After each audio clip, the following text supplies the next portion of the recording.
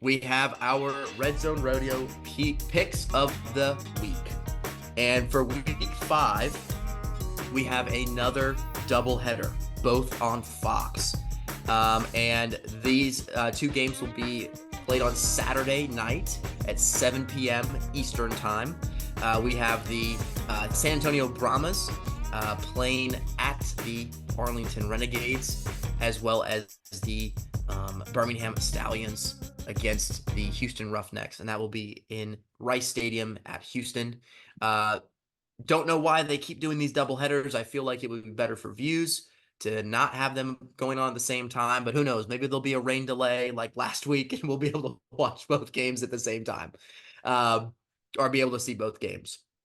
And then, of course, we have the two games slotted for Sunday. We have the 12 o'clock Eastern Time game between the St. Louis Battlehawks at the DC Defenders, and then concluding at the 3 p.m. game, the Michigan Panthers at the Memphis Showboats.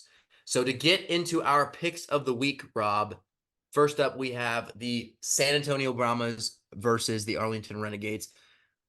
Why do we think that the Brahmas are going to be victorious in this match?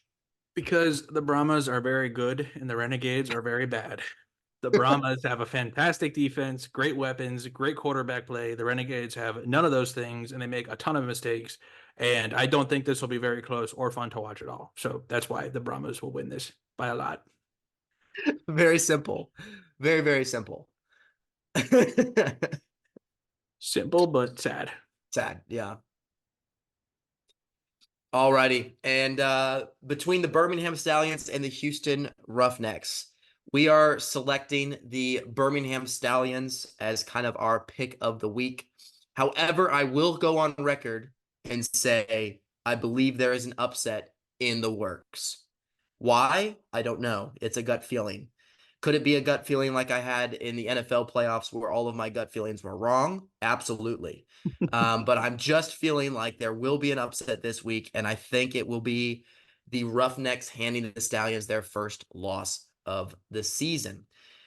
But I'm not here to talk about that. I'm here to talk about why the Stallions are going to win. And that's honestly, you just look at the roster. It's a complete roster. This team is undefeated. They have found ways to win games, even if they're close, in the rain, and whatnot.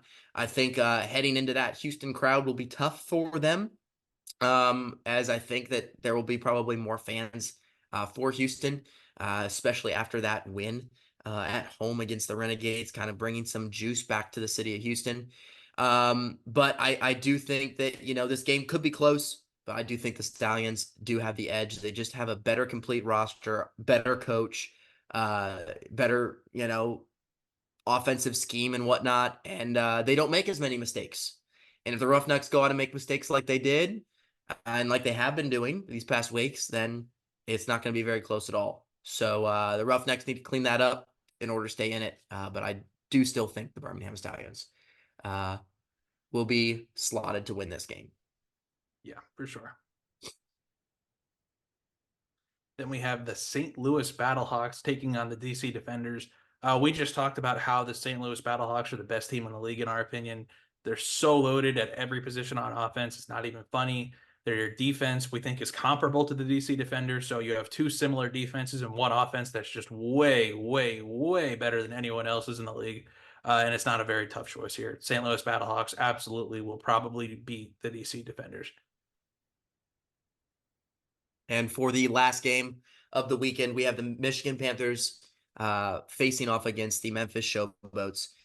And this, I would say, probably, Rob, was the more tougher of the games to kind of pick, just because really the questions at quarterback. There hasn't been anything official released yet of the status of both EJ Perry and Case Cookus. We've seen Case Cookus, of course, come back from being benched due to injury. And he was right back into the next game.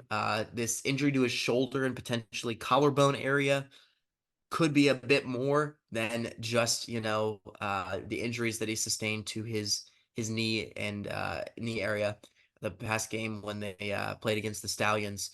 And EJ Perry with that hamstring, that could be something that heals within a week, could be something that heals a little bit longer. But I think outside of quarterback, which is obviously a big position for both of these teams, when their starters are in, they play a lot better than when their backups are in.